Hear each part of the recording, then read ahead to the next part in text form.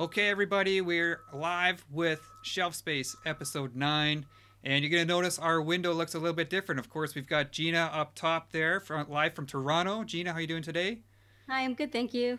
We got Charles, who's looking at something off to the side there. Hey everybody. Uh, and of course, our special guest today is Caleb Nefzen. And if you haven't heard of this guy, you must be living under a rock because he is one of the hottest sculptors in the collectible industry right now today. Caleb, you're joining us for live from LA. Thanks very much for joining the show. Hey everyone. Nice to see you, Caleb. Nice to see you, Charles. Nice to see you guys, Chris, and everyone. Thank you. Thank you for this. We're very happy to have you on the show. We're going to run through, your background as an artist. We'll go through a little bit of the personal projects, or as we will call them, or fan art. A couple projects there, and then talk about your licensed stuff, PCS, Figurama, and the big one, XM Studios. You had a number of releases with this year. So I think, Gina, we're going to turn to you and start on the background of Caleb. How did he get into this business? Yeah, so I guess we just want to start with the background before we get into your sculpts. And I guess just the first question is, art has so many different mediums. So there's painting and illustrations and so forth. What is it about sculpting that draws you in? What is it particularly with digital sculpting, that captures your attention? And All right, Gina. Well,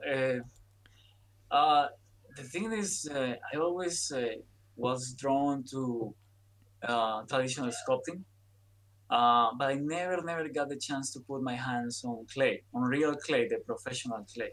I use the one with water, that you have to use water and all these things. And I did a Joker bust, and it was cool. I did a small class, but at the same time, my family, like I would say, my father, my sisters, we all are kind of like inclined to art, so it was very natural for me to go to this path. So I was like very far from sculpting, even traditional. It was just like a hobby. I was a designer, a graphic designer for a long time. Then I just got like tired of it, of advertisement. I jumped into the 3D because, first of all, it's more accessible. Like you can access easily to this. Like you get the software instead of with traditional, you will have to find a good place to set up everything, the clay, the buckets, whatever you want to use. So it's a lot of things that for a young person like I was at 21, 24 is impossible. So I was like, no, like I saw like a 3D render of a Joker, and I didn't know what it was. So I started researching about it, and I discovered it was made on Sirius and Maya, and I didn't know anything about this. I only knew Photoshop and Illustrator. That was my life. And obviously, I love video games, and I love movies.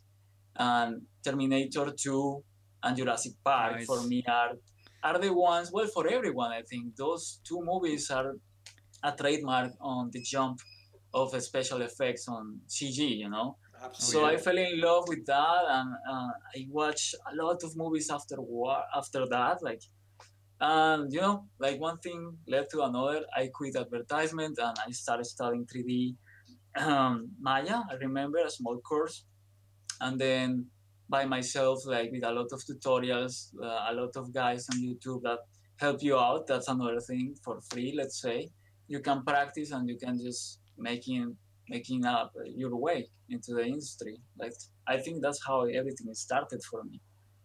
It was very wow, sudden, I have to say. yeah, and you grew up in in Colombia. Yes, yes. Yes. So, can you describe the digital sculpting industry in Colombia when you began? Was it small? Was there something there in Colombia? Hmm. Well, no, I live in the capital. So, yeah, like usual, most of the time, the capital is the more like the city that it has more advantages over the other cities. So we had a lot of studios over there. Sorry, um, and I tried to enter there, I tried to enter in different studios. In fact, I started practicing 3D like an intern, let's say in English it's like that, in one of the companies, one of the biggest one. I had the fortune they saw my portfolio that I was building, and they say, yeah, you're looking good. Like you can learn more with us. And in fact, I did. I was with them. I did a commercial with them, but to reply more your question, like I think, yeah, the industry in Colombia is not that big. It's really small. Nothing to do about collectibles. Everything is for advertisement.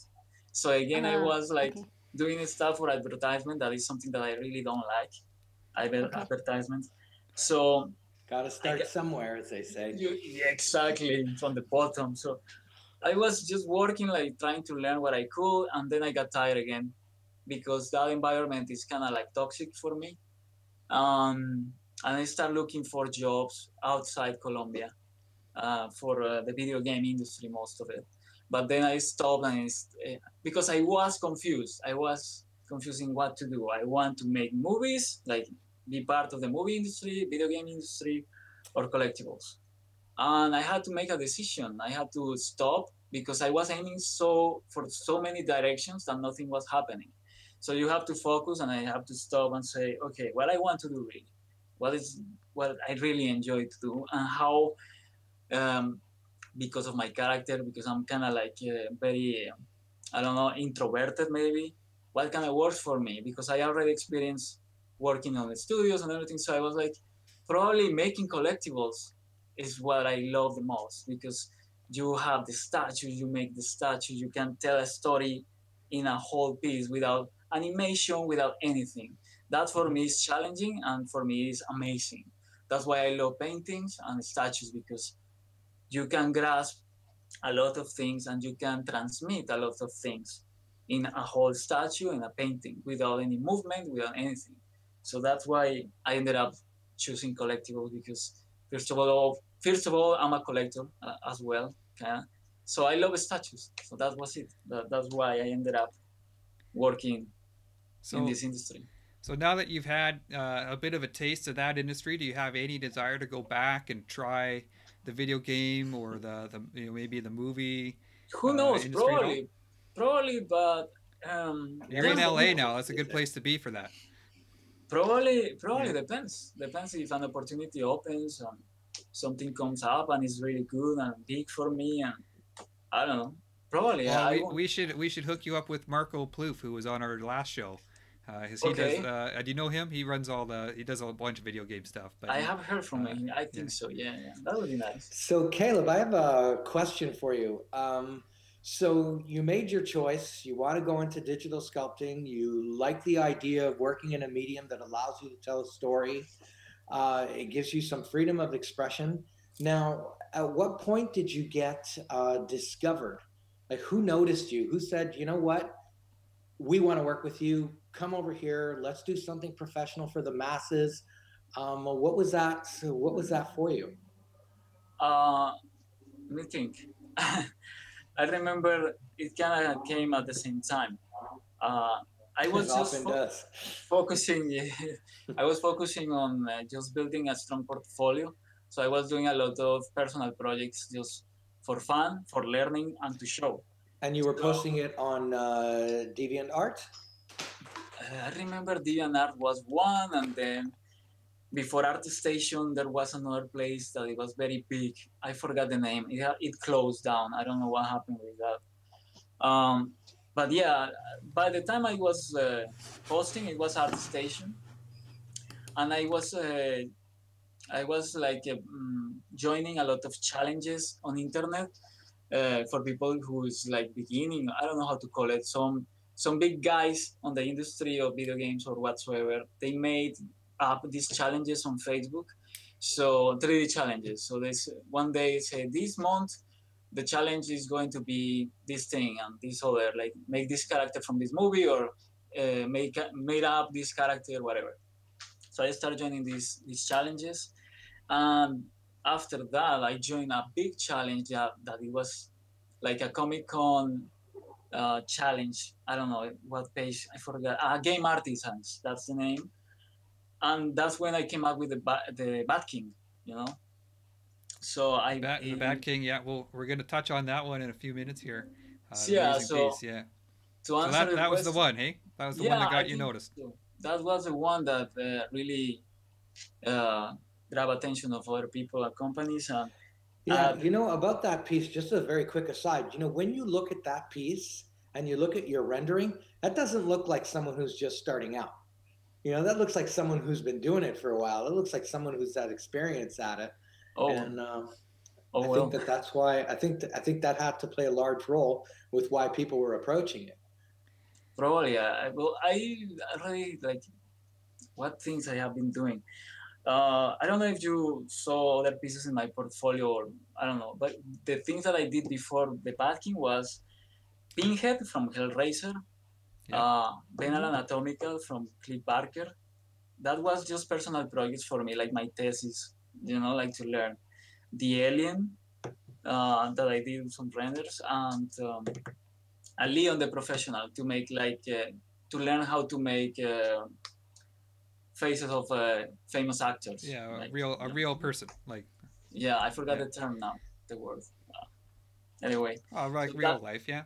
yeah, so that was before the Bad King. So I think to answer your question is the Bad King. Yeah, opened the doors, and one company reached me out, one of miniatures, Nocturna Models, a Spanish company, and they reached me out, and I was super surprised and happy to be joining them.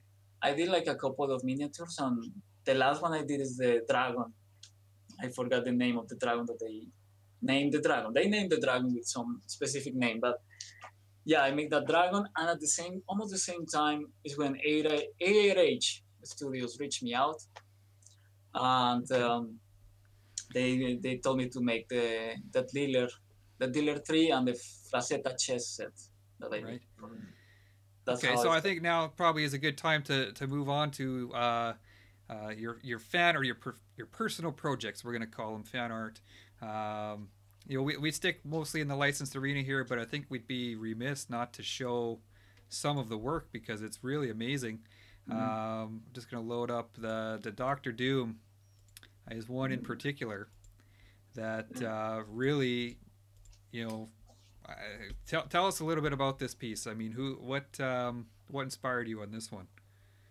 Um, I tend to just make a lot of research before I start doing a character. So I study the character a lot. Like I reach some of the movies, comics, but he appeared in one movie. No, but yeah, animated movies, and some of the comics, graphic novels if they have. So with him, I did that, and I also follow some reviewers of comics that talk about the character as well, so I can jump in more in how he is. And once I study the character and I find that I have all the information that I need, is when I start sculpting. Obviously, I start with a concept. Sometimes the client give me the concept, or I'm completely free to do it. The client in this moment, in this time around, he gave me like a basic concept. It was kind of different, but he told me like you are completely free to add whatever you want. So because it was sitting on a throne, but it was just a piece of stone, like with a symbol, and that was kind of it. But I think I related a lot with Doctor Doom. I don't know why. So I understood his character a lot. So that's why I don't know. I start jumping in more and more on how he was, uh, his background, and I fell in love with him. I never liked this character before. I thought it was kind of stupid the way he looked because, as many people know, I'm not into comics. Like I don't read a lot of comics. I have to study a lot of the characters because I tried, but I never got into collect I all the think comics and stuff. Caleb. Let me just step in there. You know, when it comes to comic books, there are so many different people that wrote Fantastic Four, for example. So many different writers, and if you happen to pick up a Fantastic Four book that was not written by one of the better writers, you might not get the best impression of them. But if you're interested in some, because I'm a huge Doom fan, in my office I have a painting, a real painting by Simone Bianchi. It's 3 feet long, and I love this character. So if you're interested, I could definitely recommend some great books of, Victor Von Doom. That would be awesome. Yeah. So Caleb, was that Dr. Doom piece your very first throne sculpt that you did of a statue sitting on a throne? Was that your very first attempt at doing that? Yes. Okay. It was the first one. Wow. Thank you, Gina. No, yeah, it was. Now that I never stopped to think if it was the first, but yeah, now I think about it. I've never done that before, but yes, it was the first one. And I just got super inspired, and I thought, like, he's between the good and evil. He has all these conflicts inside, so I find him like really interesting. So that's why I made the throne, and everything has a specific, like everything is a symbol there. Nothing is by chance or because I just wanted to put something there. Everything has a meaning. That's what I want to say. A meaning. Everything is intentional. Yeah, completely. Yeah. Great. Totally. So here's another one. Here's the one we were talking about earlier. Just before you go to that, when we were at New York Comic Con, we actually saw the Doom. That someone was selling it, and it is an astonishing piece to look at. Oh, really? Kudos to you. It's a remarkable piece of work. Thank you so much. So, some of these pieces are very hard to come by, especially the custom ones where they don't make very many, or when you're doing a commission. But every so often they do surface. People post pictures, and if you're lucky, you get to see one in person. And this was an absolutely stunning piece. So congratulations on this piece of work. Yeah, thank you so much, Charles. I haven't seen it in person. Like, I haven't. I'm waiting. Do you get one? Or are you getting one? I'm still waiting. Like, yeah, they told me like the second batch is kind of delayed, but I'm going to get it. He's super happy with me, so he told me, "No, of course you deserve the statue." Yeah. I have to wait a little bit more. Like, you're gonna be very happy. It came out really nice. Awesome. Very happy. Yeah, the engineering was completely amazing when I saw it. Like, it looks really cool. I cannot wait to see it in person. That's awesome. Thank you. Yeah. You're welcome. Okay, so we'll move on to the Bat King. As you said, this is what the piece that got you noticed. I think it's pretty easy to see why. I mean, this thing has all kinds of detail. And I've seen photos of it. I think it's about like 8 feet long or so. Like, it's a massive piece. Do you have this one, or have you actually seen it in person? Yeah, in fact, the good thing about it is that it's the first statue that I have received from everything that I have done. This is the first one that I got. So it has a lot of meaning for me. Like... It's sentimental for sure. Yeah, because it's the thing that opened the doors for me. And in fact, we have two. My girlfriend have the other one because we got the prototype. I got the prototype, and then... Yeah, she got the prototype. Like, I got the prototype, and then she got the cheese. Okay, truth comes out. They sent me the other one, and I have the other one at home. So it's an awesome piece. I'm really happy, and I'm really proud of it. I love Batman, like many people do now. So, and I love Vikings, so that's why. It would be very interesting to see you do a traditional Batman. It would be very interesting to see you do it, because there's a style to you that manages to capture the intensity of the characters. I mean, you don't go in halfway. If you want to make someone maniacal, you go full maniacal. If you want to make someone intense, you go full intense. And there's a bravery to your craft. You're not afraid to go places that are very dark and very deep, and it makes your characters seem so much more authentic that way. And that's one of the reasons. Yeah, that's all right. It's one of the reasons why I think people are attracted to your work. It's a very authentic type of artwork that goes places without apology, and it really works. And I've seen it in just about everything you do. You're not afraid to go to whatever line you need to go to express that intensity. So we're going to be talking about some of the pieces that you've done where you're going to see that. Thank you. So, Caleb, we have a live chat on our show, and we have a few people tuning in and asking questions. Oh boy. A couple people, big fans of the Bat King. They're very glad. This one guy actually owns it, says it's his favorite piece. Nice. And that's Luis. And then one of the questions they had is, do you have any plans to sort of follow up the Bat King and maybe do him in different eras, like throughout time, I guess, like. Well, that was the idea initially, because like I said, I love Batman, but like Charles says as well. First of all, and before I answer that, Charles, thank you for your words. You are awesome. You are always like, you guys are all awesome. Like everything that you say about my work, I really appreciate it. It makes me feel like it makes me like.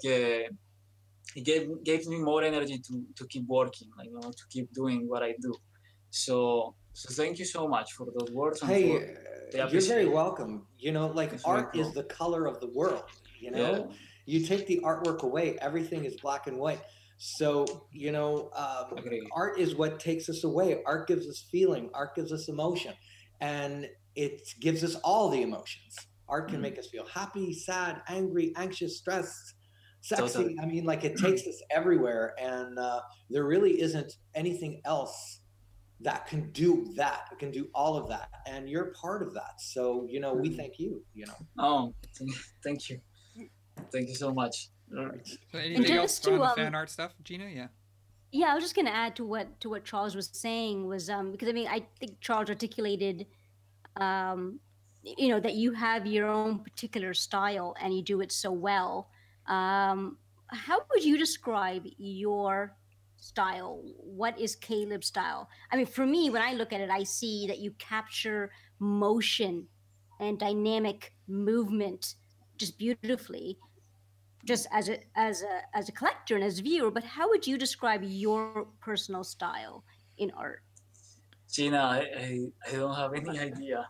Like I don't have. This will sound. I don't know. I have replied this before because people ask me this and I feel not uncomfortable, but I just wish I could answer better. But I don't know, like, because I sculpt and I do my thing, and I really think that it looks like, I don't know what's the style that I have. Like, I really don't know. My point of view, from my point of view, it's very raw and dynamic, action packed. And you just nail the anatomy beautifully of all of your figures. Yeah. Probably that's what I look in a statue. Probably that's maybe the answer I can give.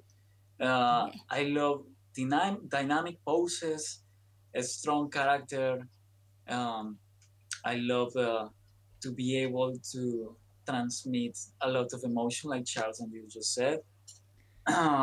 Without saying too much, but I like to tell a story in each statue. Like every piece of armor or every little thing has a story. So I like to tell a story.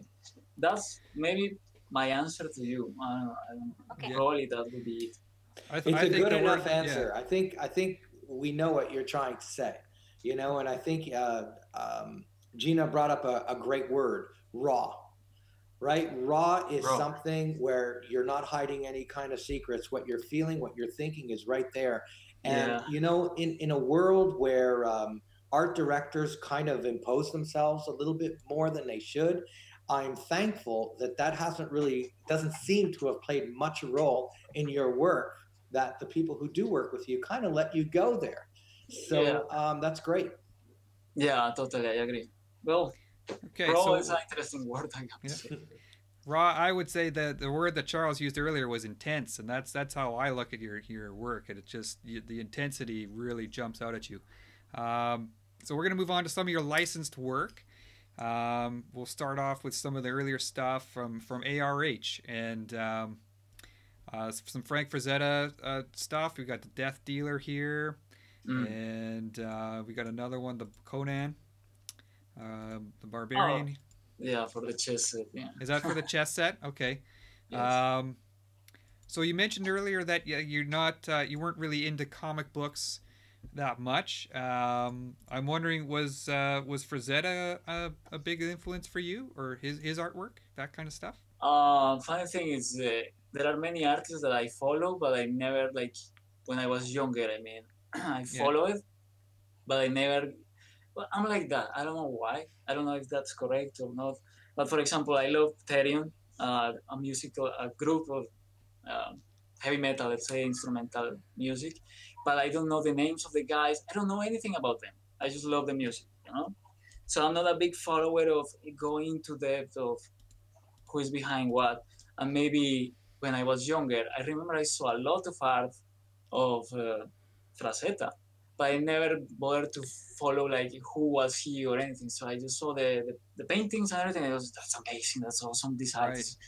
So you recognized his work. Yeah, and that was it. It sounds like you focused on what it made you feel. You know, you didn't really need to know the names of the members of the band. That wasn't as integral as it was of how it made you feel. Exactly. You know, and I think that is what you're trying to say. You're really about the feeling. You're really about getting down to the basics of what you want your design to say. And your design is all about emotion, you know, and that really comes bleeding through. And, you know, a lot of artists have trouble stepping outside their emotional limits. You know, they can get angry, but they can get angry up to a point. And sometimes their work suffers for that. But with you, it seems like you will go as far as you think the character needs to go. It's kind of like you become the character as you're designing him. And I think that's what bleeds this intensity and this authenticity in a lot of your work. So yeah, keep it up. That don't ever lose that. Well, I will Not have that that you in are, mind. but I will have that in mind. No, believe me. Sometimes so we had Luis commenting again, and he says attention to detail and passion. That's what he gets out of your work. So, I mean, these are all words that really describe your work and how it makes people feel. And you know, people get a good feeling from it. Let's move on to another piece that you did. Wait, Chris. I think I didn't answer the first question of the person who wrote about the making a full series of the Bat King. Okay. So to be short, that was the idea, but in the end, you know, because it's not. I didn't want to get involved in license complications, so I prefer like do original stuff. And if I had to make a Batman, well, so be it, but it will be licensed. You know, like I don't want to mess with that part, so that will be the answer for him or for her. I don't know. Well, I think with the success of, you look at XM's Samurai Batman line, I think there's opportunity there to do something like that. So I would probably keep it in your back pocket and maybe pull it out a little later. And yeah, I would agree with that. The XM Samurai line, the Knights of the Rising Sun, that really gives a lot of artists some liberty on what they can do with Batman. I don't know if you saw the Batman Shogun, which is an astonishing piece. It's the artists went out and they just gave you something you've never seen before. Exactly. And nowadays in 2018, artists have a little bit more of this room, right? A lot of comic fans or a lot of fans of the medium, they don't have the 50 years of comic book reading history. Exactly. Like you said yourself, you love Batman, but you may not have read everything. So, you know, the pressure to be comic authentic or comic faithful is not what it was 20 years ago, where everything had to be in its perfect place. You know, now, you know, the artwork, the creative liberty, the creative freedom is much more appreciated now than it's ever been before. It's a great time to work in digital sculpting. I agree with you. Sometimes it's hard to have sometimes to follow some guidelines, and that's what I tend to like. But you are totally right. That's the coolest stuff about now. Like a lot of licenses are daring more to do crazy things or to explore areas that they haven't explored before. Sorry, so that's good. That's interesting. We'll see. Have you ever thought about doing like fairy tales where there is no license restrictions? Yes. Yes, this is here. The Brothers Grimm, I could see you there. Oh yeah, I have ideas. With my girlfriend, we are working with other people. I cannot talk too much about it, but we are coming with something really interesting for people to see. So that's awesome. Okay. you have to be patient and wait. Something cool is coming. I hope. Great. When you're ready, let us know, and we'll spend some time talking to you about it. You can show us some designs. Sure thing. Okay, will be my pleasure. Thank you. Hey, Chris, you had Caleb, about the Slain. When you're working on a piece like this that's so creator owned, did you work with Simon Bisley? Did you work with Pat Mills? Did they have any say in this at all? Or no, I wish, I wish, but no. Like, I got the concept, pen and paper. It was a very it was a very detailed concept that I get. Usually, I get concepts that are really very sketchy. There are others that are very complex, so that's helpful. But it's awesome that you have the liberties to work on the piece that you are making. That's what I really love, to have liberties, not to be like follow guidelines. Like it's tedious sometimes. That's sadly the thing that I don't really enjoy. So with Lane, I had a lot of liberty too. Like I had tons of liberty to make little details that maybe you take for granted when you see the whole piece, but those little details I think add something interesting to the piece. They told me like how they wanted the expression, so they gave me a sample of Beasley art, and I just follow it, and that was it. But I could add my own thing. That's reminds me a little bit of Lobo with biting the lip. Yeah. Simon Bisley worked on Lobo too. Lobo too, I saw it. Yeah. I know that's his Lobo, right? With that famous cover where he's biting his lip. I get a little bit of that out of this one here. Exactly. Yeah. Is that the sample they gave you? They give me like a Simon Bisley Slain sample. Okay. Yeah. It was exactly like what I did. Yeah. So for that Slain, did they tell you that they were gonna keep the cape fabric? Did they tell you that beforehand? The idea initially was mixed media. Okay, so I remember that. Knew. Yeah, they told me like, oh, we want to make the cape as mixed media, and along the way, because I told him like I'm going to make the cape no matter what. Like I think it looks cool. So he told me, okay, go ahead. So I said, all right. So I did everything, and I don't know. I think because of production values or whatsoever, I don't know. They decided we are going to not make mixed media. So okay, that was it. Yeah. Okay, and I guess just as your own personal preference, do you prefer being an artist or digital artist? Do you just prefer fully sculpted statues? Yeah, the debate among sculptors that will always be. No, I can't. I don't care. I can talk freely. I really don't like mixed media, to be honest. Okay. Like a statue is a statue, and it's a work of art.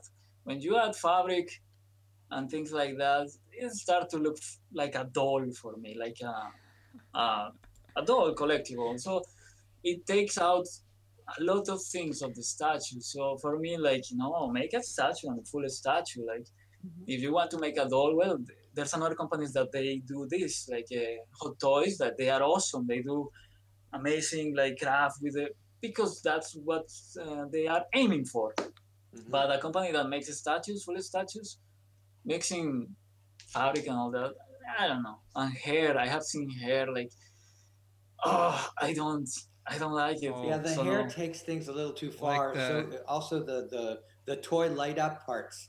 I'm not that much against the fabric, but up until a point, once they start going into the electronics, when they start going into the brush hair, the bristles, that takes things a little bit too far for me.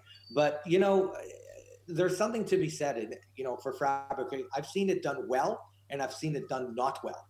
And sometimes when it's done really well, like for example, I have a Batman sculpt, and the first sideshow one, and I bought a custom leather cape, like someone made a custom leather cape for it, and I think it really looks good. It looks it looks, in my mind anyway, better than the actual sculpted cape. But like I said, one of the great things about this industry is that it allows for tastes, right? It's Yeah, not totally. just one thing. There are some people who love the electronics, right? When the lightsaber lights up, in my mind, I'm thinking, how long is this going to work before it malfunctions? It's going Yeah. to, but some I people agree. love it. So it's Yeah, great that there are these options out there. totally How agree. do you I feel? totally How do agree. you feel, Chris? About About mixed fabric. media? You Yeah, know about what? Oh, mixed put him media. on the spot, Gina. It's it like Charles said, sometimes it works and sometimes it doesn't. Like the Gambit premium format, for example, I really like the jacket that they did for him. Yep. But in the old days when Sideshow was doing a premium format, they would force fabric onto it, right, Yep. before they changed their model, and some of it looks bad. Like it Yep. doesn't look as Caleb, like you said. Some of it looks like a doll. Some of it makes it look very cheap. Mm. So it's hit and miss really for me. It can be okay, but most of the time I prefer sculpt, especially with capes. And we'll get to your Moon Knight a little bit later, but that's a cape, right? And then you get to other ones, There's like no the way recent. we could have done that Moon Knight cape. Yeah, Folded if into that place. if that was a fabric cape, I mean, it would have just taken the statue from here. I can't see my hand from here to here, So, I anyways, call that but I call that cape on the backing. I think the ultimate capes of capes. Like yeah, that's a cape, beautiful. right? That's Yeah, a cape. yeah. That's beautiful. Thank you. Yeah. So, I think we'll move on to Figurama, unless anybody has any more to say about any other questions about PCS or the ARH stuff. No, I'm good to go. I think that Okay. we're raring to go for discuss some of the other stuff. Okay, right. so as I said, we'll move on to a sort of a newer company. They've been around for a couple years, but really this year is when they've started to make their mark. Figurama Collectors, and you worked on one of their. Actually, it was their first release, like first statue that shipped to collectors, and it was Devilman versus Amon. Yep. I don't know if I'm saying that right. Yeah. I think. Yes. Right. And I have this. It's in Mm. the other room, and I gotta say, it turned out absolutely beautifully. I don't know if you've seen the final production piece. No, I just got it. Like my You father just sent me You a know what? picture. Before you say anything, let's have a public service announcement. I mean, companies out there, when you're making or producing a piece, send it to the artist. They shouldn't be one of the last ones to get it. It's crazy. Send it to them right away. Get them Uh, an artist proof. yeah, there's something like I don't know. I feel like yeah, you know. Yes, I want to talk, but I want to you say don't have things, to but I agree or prefer. comment. I'm just saying as a public service announcement because sometimes we're talking to artists and they don't have it yet or they haven't seen it yet, and it almost seems a crime. That they should be among the first people to see it. I know, for example, in comic books, the writers and the artists they get advanced copies of the comics, so it makes sense for the artists to get the Yeah, statues pretty quick too. and I have heard things, but I don't know if I have heard things that in some companies, I don't know if this is true. Maybe there are rumors. I don't know, but sorry, I have heard that even some sculptors they don't get the statue. They have to pay like Yes, a you are discount very, price very for the true. statue, and for me, like it's like why? Like I understand, but I don't want to go into too much depth of this, but I feel like I agree with you, Charles, and you guys. Like, but I prefer to stay quiet. Like, Yeah, hopefully, let's with move on. me, I was just making a public service announcement. it's kind of So let's sad, go but back to But Figurama, this yeah, I wonderful mean, piece. let's talk about this Devilman piece. And I look at this one, and I watch parts of the anime that it's based on, and it's an older style animated series. There's not a lot of detail to those characters, and yet you made this ultra detailed statue. I mean, it's crazy. It's got like the spine, tails. It's yeah. got all kinds of muscle and fur, the teeth, the claws, and the wings, everything. I mean, Mm. is that a big challenge for you when you're coming from a source that doesn't have a lot of detail? It was. Fortunately, I had also a nice art director for that project, Jarrell. Gerald His Singh, name. right? Yeah. Yeah, he does the best concept art that I ever seen, that I ever got. Wow. Yeah, Jared, I hope you're listening. yeah, I love the guy. He's amazing. Like as a concept artist, he's just Fabulous. he. Because of him, I could have like a map in my head of what Figurama wanted. So obviously Shanab and Jarrell were with me. We were having like these Google Hangouts chattings, and they were pointing out what should we do, like, and I suggest something, suggest the composition. We change the composition. Like it was a teamwork. I cannot say everything's me, Right. but yeah, Jarrell. Thanks for the concept of Jarrell. I could understand how detailed they wanted to be, even if it was anime, because I was very confused when Shanab reached me out. I was like, okay, you like anime and you want me to make anime, but anime is very, clean.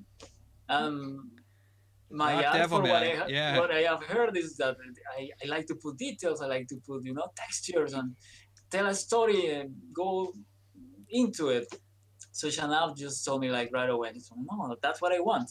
That's Yeah. what we want. I want a And- mixture of those things, those two worlds, and you are the guy for that. And I was Yeah. like, thank you so much. And the Devilman, the series. I don't know if you've watched it.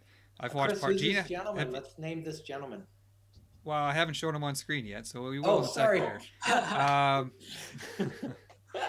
Gina, do you have you watched Devil? I know you're into anime a little bit more than I us. did. I think I watched like the first 4 episodes. I haven't finished it. Okay, but it's extremely really violent. extreme, right? Extreme It's is the extreme. definitely the word. Absolutely. And I mean, talk about an anime series that suits your style, Caleb. I mean, I don't think they could have picked a better one for you. Well, maybe one better one, and we'll talk about that in a bit. I had one question about Sure, that statue sure. though. Sure. Caleb, when you're talking about a diorama or working on a diorama with those 2 figures, can you just quickly describe your work process? Do you work on one figure first and then move to the next one, or are you working on both of those figures at the same time? I will have to say both at the same time, because you are Okay.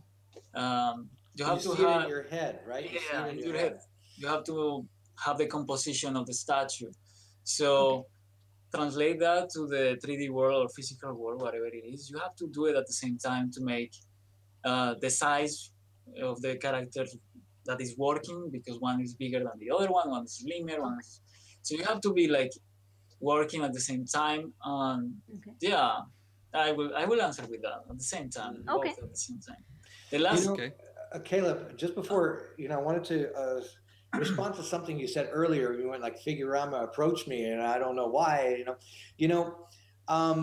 And I think Chris alluded to it too. They wanted you to be you on those characters. For example, Quincy Jones approached Eddie Van Halen to work on Beat It, right? He didn't want him to play like Michael Jackson. He wanted Eddie Van Halen to play like Eddie Van Halen in the world of Michael Jackson. And it worked so good. And it worked. It was amazing. It's considered one of the greatest solos, of the time. So when someone approaches you and you ask yourself, what is it I'm going to do with these characters? They're asking for your take. They're asking for your intensity, your vision. And that's what's going to make that piece original. They don't want you to do it like somebody else has done, or to make it like what other people have done. They've been doing that in the industry for the first 10 years. The first 10 years, it was all about, let's put in statue format what we've already seen, make it look like the comics. Now we've done that. We've been there.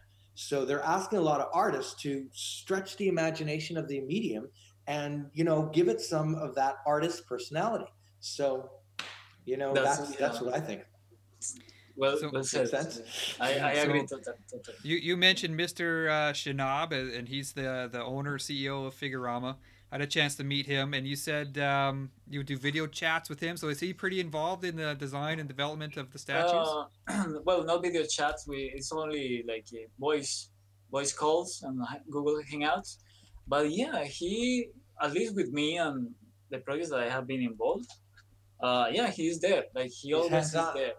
He is always there. Like he wants to hear me out. He trusts in my opinions or my suggestions, as well as for Jaro. Like we are a good team working together. Like Shanab is a cool guy. Like I really want to meet him in person and maybe give him a big hug because he deserves all this praise. He has done a lot of they're hard really work. doing things differently. Like I don't know if you saw recently with their Tokyo Ghoul. I mean, they flew two fans to Thailand for like this grand unveiling event in Thailand. I mean, when's the last time you saw a statue come to do that?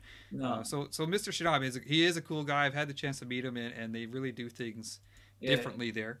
I think we're allowed to briefly show this project here that you are involved with. It's the Attack on Titan diorama, coming soon from Figurama. Yeah. And I think that's about all we can say. It's well, we can ask him how far along he is. Yeah, is it sort of? Have you already finished your portion of it, or how? Yeah, it's done. The statue is done. Okay. Oh, it's done. Okay. Yeah. So well, it's in.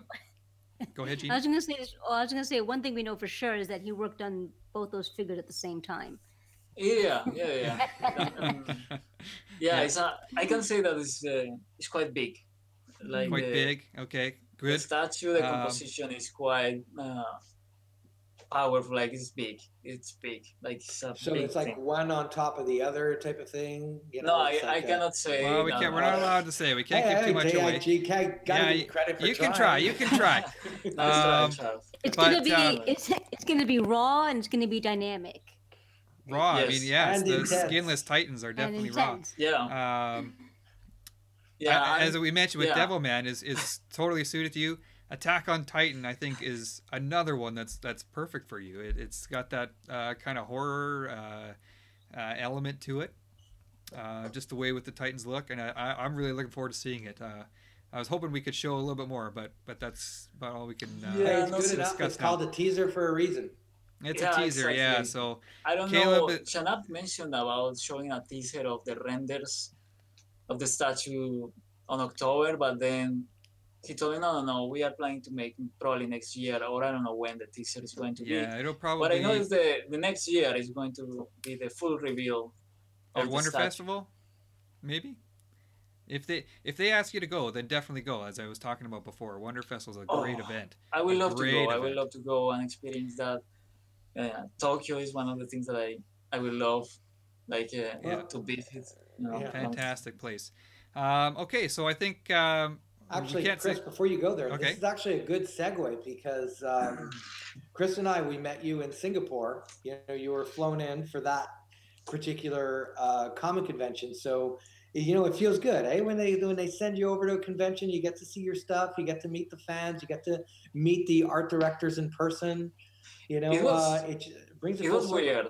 It was weird. It was at the end. It was really cool when I arrived home at Colombia. I just lay down on my bed and I thought, damn, that was interesting. That was an interesting experience. But over there, I was overwhelmed. It was too much. Like meeting these people, meeting these other people, you guys, the reviewers. Then you were the guest, fun people that come up to you and say hi, and they had a lot of energy, and maybe you are just tired, or maybe you don't have the, it was kind of like overwhelming too, because I was walking on the alleys of the event, and suddenly a lot of people reach me out, and you're Caleb, and they give me hugs and pictures, and I hate pictures. I hate all that stuff. I don't like it. We have one of you next to the Moon Knight that we took in Singapore. Yeah, so I was like, But I got one when you were looking, and you're staring up at it, smiling. You must have really liked what you saw there. So no, it was really cool to see the statues in person, like the Scorpion, Moon Knight, and the other statues that my other friends Jane have Foster done. Thor was there too. Sadly, I don't know what's going on with that one. So I think, now that we're talking about Singapore and XM, I mean, we'll move on to our last topic of the show, which is, of course, XM Studios and the work you've done for them. What a week. Yeah, I mean, you had two big releases kind of back-to-back here, and then we'll start off, we got the Scorpion, SpiderMan villain, two different versions here. I mean, was that a big challenge to figure out how to implement these two different Yeah, looks into one statue? yeah. I am very grateful with Ank and XM because they, as a company, they also gave me a lot of freedom with Marvel, especially because otherwise I had all the freedom to like come up with the design of the armor, the two armors. Obviously, I got a sketch, a concept art from Hive, the company that they are Yeah. also really cool guys. I met them in Singapore as well. Scan Um, and Can. yeah, Scan and Can, and Yeah. well, they gave me like a cool concept, and I have to just from there just start working on the details and how it's going to be one costume and the other costume how it's going to be. So the mask and everything, like yeah, I had full freedom on that. Um, it was challenging, I give you that, because I had to think with Ang how to make the switch outs. But they know more about this than me because they already have the experience of the production. Yeah, the You know, engineering. yeah, the engineering. So they told me like, you just focus on designing the armor and make a good pose, and you know, just focus on that, and we take it from there. So I was like, okay, but still I had to take in consideration like, if I take the modern armor, what will be like replaced with the leather armor? So it was sketchy. It was kind of challenging for sure. Well, Yeah. I got to say that statue turned out absolutely fantastic. Yeah. Thank Everyone you. that I've talked Definitely a to, hit with the fans. yeah, I was going to say the fans are really falling over themselves for this, and it's got a really low edition size. I think it's going to be one that's hard to get because it really is nice. They did a nice job producing that one for you. That's something that impressed me a lot when I went to Singapore. I saw the paint job of the statue. Like, Yes. like it was that impressed me a lot. The Scorpion was There's a little bit of yellow in there, like a metallic look, It and then you was got the leather. crazy. Like Ang did an amazing job with the theme. Like super cool statue. Cannot wait to have it as well. You know, with regards to when you saw it in Singapore, Chris and I, we didn't know a scorpion was going to be there. You know, we didn't know a Moon Knight was going to be there. You know, we went there as reviewers, you know, what are we going to see? And we ended up taking like 500 pictures over that week. Damn. And, you know, we had the luxury of presenting a lot of these pictures to the fan base. Oh. And we were amazed that, you know, the ones that people were talking about the most, amongst the most, I should say, is the Moon Knight and the Scorpion. Who did that? Who did that? Where is that coming from? Where they had no idea where this was coming from. Oh, that's awesome. And there, you know, it was an eagerly anticipated piece. So, you know, a lot of people were talking about it. That's awesome to hear. Yeah, I'm grateful that everything went out right and the statue came out like it came out, like really well. Like, I'm happy. That makes me happy to see people that are happy with the things that you are doing. Like, that's the whole idea of this, I guess. Just making people happy, you know? Because I remember when I was younger, I was so happy when I saw the Crow, for example, the little statue 1/6 of Spawn Toys, McFarlane. And that made me happy like for months having that little thing. So I remember, I recall that excitement. So that's awesome. And when I see, let's say, my girlfriend, when she just explodes of emotion when she sees a statue that she loves, and that's awesome. Like, yeah, that's what you're saying right now is very important because yeah, it is making people happy. However, I would take even a step further. It makes people imagine. It makes people dream. It makes people, you know, leave where they are in the moment and try to, you know, live in your concept in that moment that they're seeing your artwork. And that's the magic. When you can take them away, when they forget who they are, where they are, and they're just going, "Oh my God, that is a beautiful scorpion statue," or can't wait to get that slain statue." You've taken them away, and that is really, you know, the success of artwork. Yeah. So you've made them happy, but I think you bring a lot more than that. You know. Thank you, Charles. Yeah. I appreciate you're welcome. It's the artwork that does it. Certainly not me. It's the artwork that does it. And it's going to be yeah. The second of the back-to-back releases here. We have Moon Knight, the statue that I mean, look at it. It's got all kinds of dynamic look to it. The cape flowing and everything. Gina, I know you're a big fan of this Moon Knight. Oh, I'm a huge fan of this of this statue, and I'm getting mine soon. I think tomorrow it might be coming. oh, that's awesome. I am so excited to unbox this and to review this. But I want to ask you a question, Caleb. Mm. Just looking at this statue on the screen here, or just the render at least. What do you think is the story? What was the story that you were trying to tell with this character right Oh, now? the story in this one is just like he had a. I just picture like because of the pose again, the concept. I got the concept from the guys of Hype. It was like the pose was like that. So I was trying to think like where he has been. Like I think what I imagine right away after studying the character is he always has a rough night. He always has rough nights. He never like has a nice, peaceful night. He always has like to struggle a lot with the city and the people on it.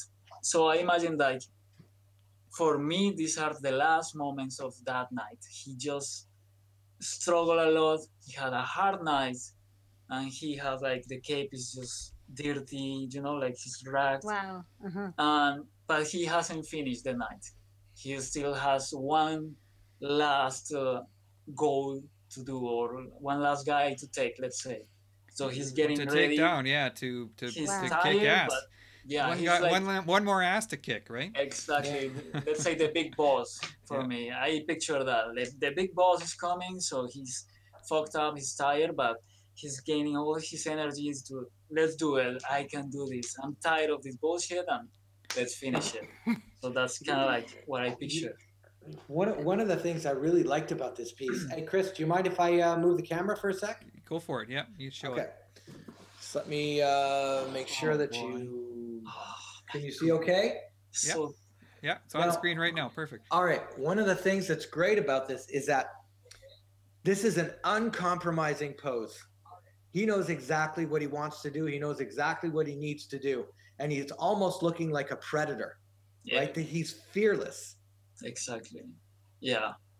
And this part here is the part that I love to display with the most. I know this is actually an example of mixed media, but that's a different story. Huh. I actually like it Sort of, because yeah. at this point, in order for him to use this, right, it's one step above using a knife, right? So he has to be face to face with the hoodlum or the criminal or whoever it is he's taking down. And I really like that because it's all about hand to hand. And you look at this, right? The wind is blowing in the air. Yeah. And like you said, it looks like he's already been fighting. Yeah. And, what's he going to be doing the rest of the evening? And look, completely uncompromising. I know exactly what I have to do, and I'm going to do it. And tomorrow I'm going to do the same thing again. Yeah, exactly. Right. That's what I want to portray there. So Right. one thing. Just sorry, a sec, keep Chris. going. I love this concept here, right? This is the part that kind of differentiates Moon Knight from most of the heroes in the Marvel Universe.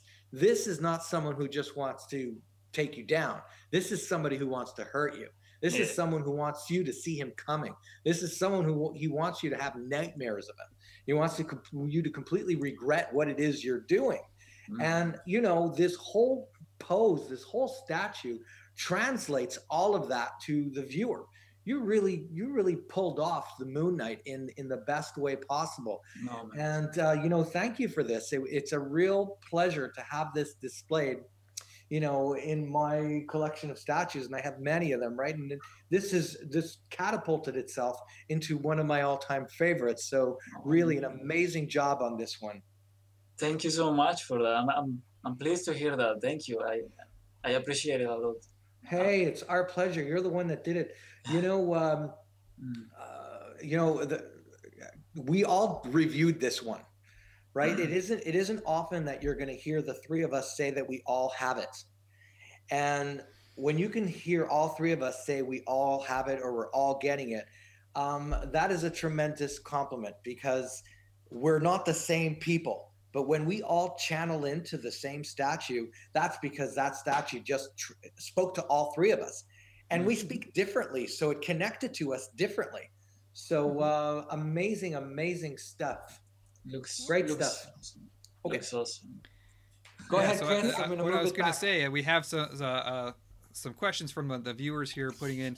Moon Knight is a complicated final production. It's got a lot of it's got the big cape. It's got a lot of parts and seams and things, and sometimes that can create problems in the final piece. And what these guys are wondering is, have you ever had a company come back to you and say, you know what, we just can't build this. We can't make this. Can you change how the head connects or how the arm connects, or is that totally in their court after they get the file from you? Let me think about it. Actually, Chris, can you show the original picture, the original render? Yeah, give me 1 sec here. You're going to see something, because I think that render will answer your question. Moon Knight render, yeah, I think so. Sorry, Caleb, I don't want to forget. No, it's fine. It's fine. You're going to get the render, and you're going to see in the render, he's holding the chain and the truncheon, right? And that is not in the final design. You see that there? Sorry. Oh, it's still there. Okay. You see it where he's holding the truncheon and the chain? That's not in the final design. So there was a decision being made. And actually, it's the better decision. I like the truncheon used on its own and the grappling hook used on its own. It presents a different intention, right? I agree. The thing that I missed about that part is the chain. Like the pose of the chain was intentionally to look more dynamic, So it would have looked awesome for sure, but it might have been one of those challenges, right? Yeah, but when I saw it, like how they did it, I think it's another thing, and it looks super cool. Like I don't mind it at all. But you see, if they did it the way it was in the rendering, it would have been plastic. It would have been plastic above him. And this, I'm just going to do this one more time. Sorry. When your statue does that, can you see that? The way it kind of moves, that's creepy, right? This is something that you're not able to do with a plastic thing hanging over the statue. So, the XM guys, the engineering guys at XM, they really try a whole bunch of different things until they decide on what they think works best. I think they did it. I think I think they pull it off. I think the other way will look like plastic. They could have done it. I mean, Ghost Rider's chains don't look bad, right? You got Ghost Rider on the shelf behind you. His chains are okay. They could have done it, but it might have been too much of a challenge. The real chain is really nice. That's something more, yeah. Gina, what you're getting Moon Knight tomorrow? You mentioned what pushed you over the edge to pick up Moon Knight? I mean, I've always loved Moon Knight's backstory, but I think what pushed me over the edge was not to sound cliche, but I saw that piece as art, like that Moon Knight statue. That's not cliche at all. That's a great thing. Well, that's what it is. That's what it is. I think I think for collectors, sometimes calling a statue, oh, that's just art, and I love it for art, it becomes overplayed, and it can be kind of cliche, but I mean, I do see my statues as art.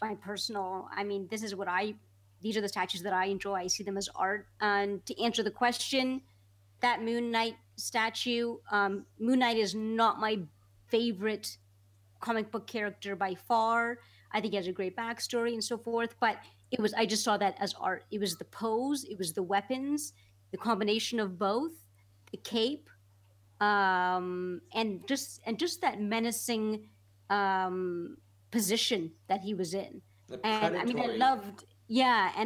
loved your backstory that you gave, Caleb. I couldn't describe it any better. But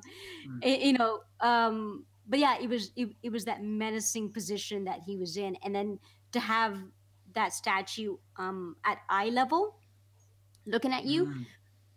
From my personal opinion, you don't even have to know who Moon Knight is. You don't have to even read comics. Anybody that passed by that will look at that as, I think, once again, in my personal opinion, I know it's cliche, but anybody who's not even into art, not even into comics or whatever, would just see that as something special and like wow, you know. They can So it was just the appreciate. art of it. Yeah, Moon Knight is a sorry, Charles, totally that's underrepresented character, like totally underrepresented. So yeah. if something like this statue can get people to stop and say, "Wow, you know, who's that?" Then You know, that's only good news for the character. I mean, he needs more attention, I think. if somebody's interested in Moon Knight, there's a really full review posted on Statue Forum, the Moon Knight review. And it really goes into the background. It goes in depth into the design of the piece. So if anybody wants to read it, you know, go to headofstatueforum.com. The review is there, or you'll be able to go to Shelf Space and see a review there in the upcoming days. So, you know, the information on Moon Knight is out there. He's actually a very interesting character. Yeah, you know, I agree with that, Charles. I'm so tempted to talk about it, but I'm not going to. See? Okay, so next, another character you did earlier this year, so that's 3 in 1 year from XM, from you, is Carnage. And this is a statue that I know a lot of people have kind of jumped on. They didn't... yeah. But you know what? Everyone that I know or that have seen it in person That's the key. have come around and thought, you know what?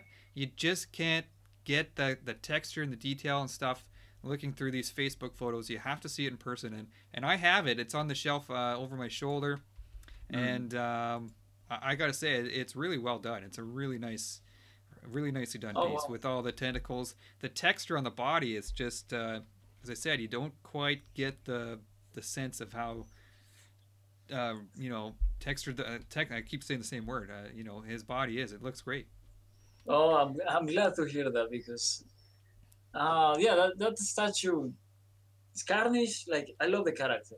Right. I know this because I know I'm the CEO of XM. Like, he's a sweet guy, and he knows me. Like, he understands what I like, what I don't like, and I think I can see that on different companies now, that they understand what I like and what I don't like. And he obviously gave me Carnage for that reason. Like, oh, this is the character for you. Yeah, it's right up your alley. Yeah, give him someone insane. He's gonna be able to really. So yeah, they give you Carnage, they give you Moon Knight. How does that make you feel about? adding to something that Gina said, that I have heard a lot of compliments. Like, some people just reach me out and tell me, like, it's nice that you can make a character that is completely, you know, unknown or not, doesn't have a big fan base, a good statue. Like, that's awesome. Like, that makes me feel like, let's say, proud. I don't like to use that word too much, but it's kind of nice. Like, yeah, I could accomplish that, and I think that's a good challenge. You know, like, I like to make probably characters that are so obscure that no one knows about them, but you can, you know, like, pull them out of that hole and show them to the world who they are. And so that's kind of cool. At the very least, it'll get them curious, right? Yeah. You know, sometimes you see a very interesting looking character, you'll ask, who is that? And you might, you know, do the research. Yes. Yeah. So, you know, Chris, you were just posting a picture of the Jane Foster Thor. I just put it up now. Yeah. Do you know who Lagertha is from Vikings? You're asking me? Yeah. Yeah. Yeah, I know. She's beautiful in the series. Like, I haven't seen the series or anything, but I know where you are going to with this question. Yeah, I use her as a reference a little bit. Okay. A little bit. If anybody, it's a very interesting show called Vikings, and Lagertha is just like this blonde, amazing beauty who's tough as nails, but a heart of gold, and you know. I have to see that. When I see the unmasked Jane Foster, you know, it kind of took me there. I'm waiting for that statue. I don't know the status. What's going to happen with the Jane Foster? Yeah, you took the words right out of my mouth. I love this statue a lot. I really like it. I think a lot of people are kind of wondering where it's at. I mean, I guess that's kind of out of your hands, right? It's up to XM, I guess, if they want to. Yeah, that's up to them. Like, I don't know what are the plans for her. I don't know. In a position like that, do you ever reach out to them and say, "Hey, what's happening," or you just wait for the news type of thing? I don't know. It's sometimes I ask because sometimes I do things that maybe are not the right way to do them. So, uh, but no, I have to be careful with how to manage these little things. And I have the help of my girlfriend now that's kind of my PR, and she give me the advice. It's like, no, She don't do reads this. your emails before you send them. Yeah, and she does a lot for me now. Like I love her. So like in this case There we scenario, go. I should wait. I should wait. If Jan wants to talk about it, like because I remember the last thing that happened with her is that they asked me to make adjustments to the helmet. So I did the helmet, and basically I did a new helmet for her Okay. without changing the design, but making her more realistic. So I opened the eyes, and now you can see the eyes and everything. And that was the Oh, last that's thing. interesting. Yeah, that's the last thing I remember we work on, and that's kind of about it. I don't know anything more about Well, it. we're looking forward to hearing news. That's not the only You can statue. ask to Ang if you want. Yes, let's ask. Oh, I'll ask Sang. Yeah, we'll get him. We'll get the straight answer from Sang. Figure out where that statue's at. Yeah. Another Thor that's kind of in limbo is your Viking or Celtic. I guess Thor is a Viking, so this is the Celtic Thor, right? Oh yeah, yeah. And do you have any idea what's happening with this? Do you think they're going to give it another go, or is it kind of done, finished? Oh well, this is I don't know. I don't know what's going to happen with that Thor. Sadly, I have plans with that Thor, but to be honest, it's up to XM at this very moment. I don't think like I have a final word on this. I wish I will. I will have the final word. I don't. Uh, that's something that saddens me a lot. This Thor because it's one of my favorite statues. It looks excellent. This work, yeah. So yeah, I don't know. You know, sometimes with statues, it's timing, right? Yeah. You know, if someone's gonna, not that I'm saying it happened with this Thor, but you know, I find characters go through a wave of popularity. You know, there is a time when a Moon Knight will do better than another time that you might present it. So, you know, and I think that XM, when that was presented, it fell into that quagmire of, is it an international release? Is it not an international release? Will it be easy to get? Will it not be easy to get? And you know, a lot of people are trying to get their heads around that. So, you know, I wouldn't give up. I think that this is an excellent piece, and it should see the light of day. You know, I think a lot of fans would be very happy with it. I hope it's going to get produced someday. If not, I will produce it myself by my own for my own portfolio.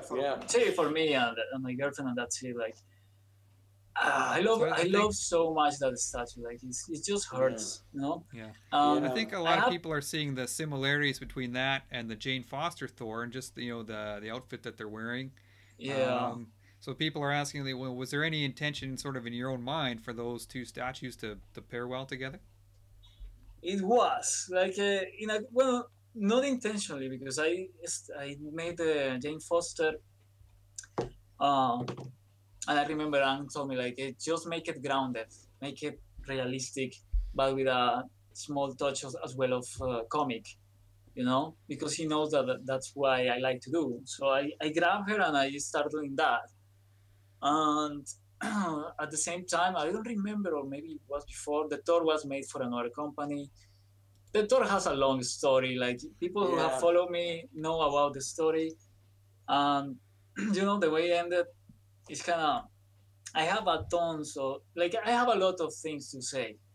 If I could say it, I will say it now. But that's enough said, Caleb. Okay. We know exactly where you're going. Okay. You know, so let's move on from the Thor for a moment.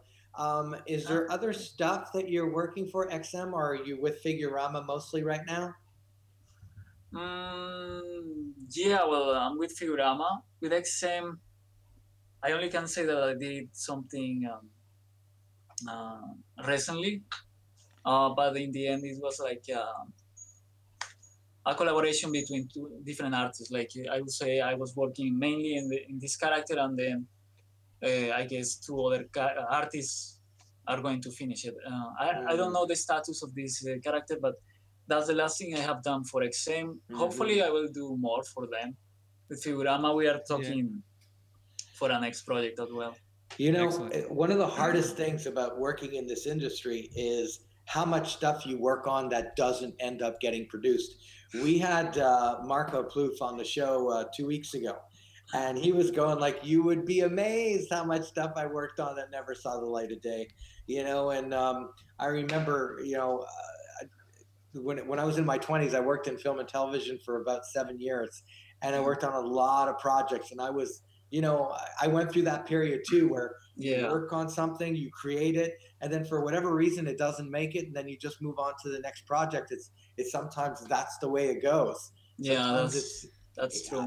Timing it plays a big role. Wow, look at this. Yeah, this is not XM, but it's produced in collaboration with XM, I believe, with Legendary Beast Studio. Yes. It's the Juggernaut. This is a 1/7 scale or 1/10 scale or somewhere in that range, right? It's a smaller. Yeah, 1/7 if I'm not mistaken. I'm using air quotes. You can't see me on screen. A smaller piece. It's a huge statue overall.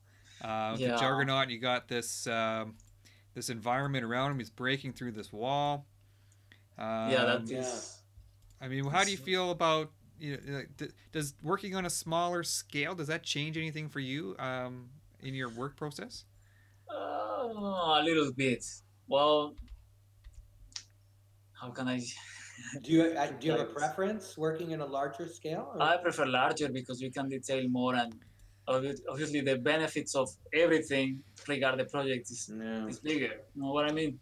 Yeah. So sometimes when you make a smaller scale, some companies ask you to put all your fire, all the details, all the things. Right, but you know what I mean? It's not going to make it. Yeah. But it's a reality of the industry today. We're going to be seeing a lot more smaller scale statues, right? We're seeing a number of companies start to do the shift into 5th scale and to 6th scale because they're becoming so expensive. Not only to make them, but also to ship them. So, you know, they're understanding the realities of the economics of the fan base. And I totally understand that part. If both parties understand the issue, the pros and the cons, okay, that's good. Like, but when one party doesn't understand quite well how it works, like, is when the trouble comes. But I happily, like, I don't care. Like, I really don't care. I just love to sculpt. So I don't care if it's 1/4, 1/6, 1/7. Creating, you know, that's create. The little thing. Yes. Sorry, I was just going to ask about that Juggernaut statue. From what I can see, correct me if I'm wrong, but we don't get to see all of Juggernaut's body. It's part of his body is hidden in the wall. Is that correct? No, it's complete. You can see. Oh yeah, so you okay? Yeah, it's like he's breaking through the door of the mansion of X-Men. Okay. Of the X-Men, sorry. So yeah. That mansion has just never seems to be complete. There's always someone breaking through a wall, or you know, ripping the signs off the front and crushing them. It's in every statue, it seems like. That mansion's a target. I wouldn't feel safe. I wouldn't feel safe sleeping there. No, not at all. I'll throw up a couple of concept sketches from Hive Studio or Studio Hive. We got the Scorpion here, and we got Carnage. And you kind of answered this question earlier when you're talking about Gerald Singh and Figurama, but does it really help you when you have a nice fleshed out concept ahead of time, or do you like to have a little more input and say in what it just depends, because sometimes I have the weird experience that they don't know exactly what they want, so they give you a concept, but the concept is not that finished, so they start like. You can sense the doubt on them, on the client. Like, I don't know exactly what I want. And they start making changes along the way. So that's kind of hard and kind of annoying sometimes because, you know, I prefer to know what I'm doing. Like, what I'm I know exactly what you mean. You know, Charles, yeah. So, sometimes it's kind of like hard when you experience this, but sometimes when they are clear to you and they say, okay, I have this concept, but you have completely freedom of adding what you want and obviously show us, and if we agree, we can keep going. So that's awesome. And other thing is like, for example, Figurama. They send me a very complex and detailed concept art, and with that, I just can follow through. And again, he told me, add the things that you want to add as well. So I prefer this. Like, I prefer to be clear since the beginning, not having doubts of which weapon is the best. Maybe we can switch out for another weapon. What kind of weapon we can make? Like, that's kind of like exhausting sometimes. So you Because prefer to have the team concept than having an art director and someone with a vision? oh no, like Or, no. For example, I just work. Had the biggest of opportunity of my lifetime to work with Steve Wang at Alliance Oh Studio. wow, that's So great. doing that like was an extremely like happy experience for me and a great opportunity. Just meet him and see his studio and his work and his team and how they develop all these amazing things. One statues like with real. That's what I like. Real fabric. That's when I feel like it works. Like they use real fabric, real hair. Like, and I did this project for him. Just recently, I finished one scale statue, and it's going to be as well a collectible.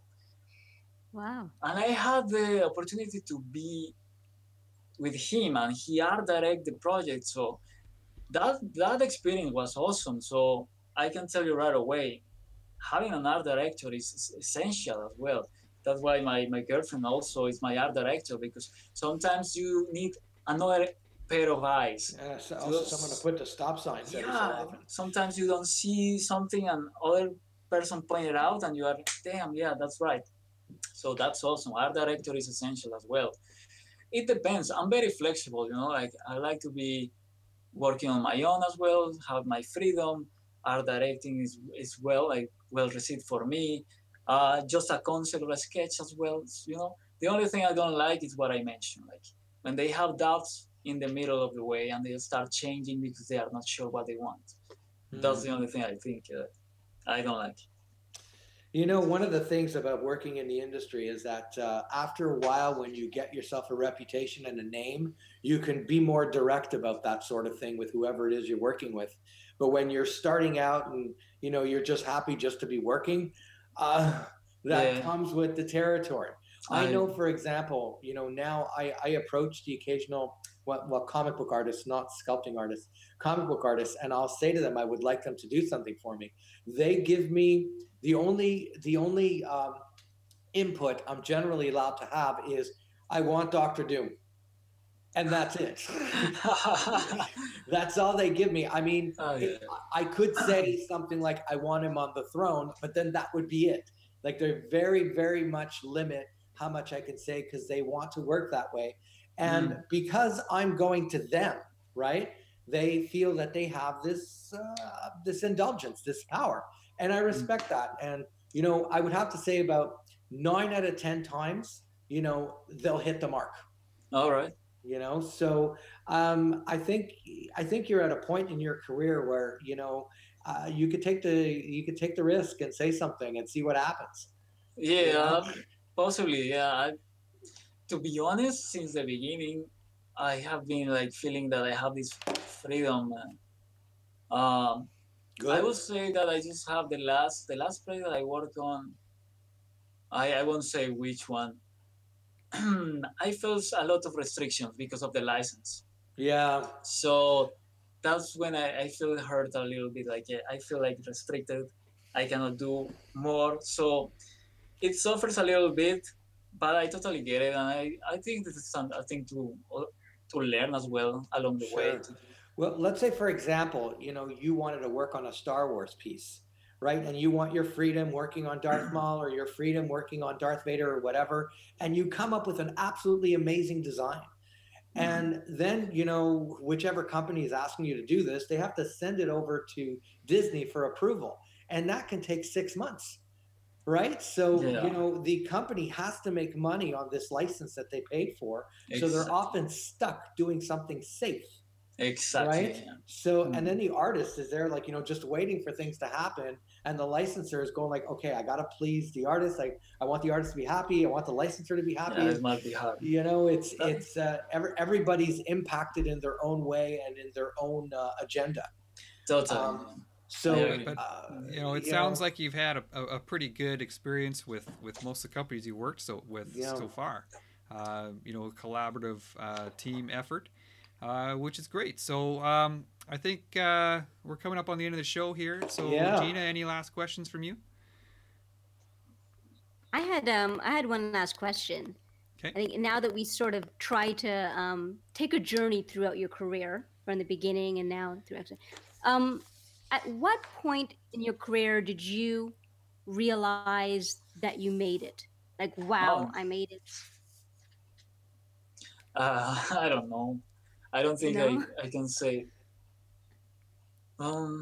Maybe Singapore last year when people started recognizing you, and probably I will say that. I don't know. Sometimes I still think that I'm not that. I don't know. I just don't like to think too much You're about humble. it. Probably, You're humble. Yeah. Probably in Singapore is when I felt that it was like a shock thing for me, that hugging me, people that I don't know, like I don't know, but they do know me. Okay, the touching. Yeah. We could go. Yeah. Okay. Yeah. And in front of the statue, like, yeah, I felt super awkward. But probably Charles is right. Probably is when I saw, like, oh, people know me from the other side of the world. Like, you're no longer anonymous, right? Crazy thing to do, but to feel. But you know, like, it happens, and also because internet and everything makes everything more accessible. It's a small world these easy. days. It's a small world for sure. So yeah, but I think you are right. You spotted that. Like, Singapore will be probably. And I realized that corner. Yeah. Good. So I don't know, Charles, do you have any one last question for Caleb? Not really a question. Really, thank you so much for taking the time to come on the show and talk to us about your career and your projects and your upcoming projects. And I hope you'll come back and see us again.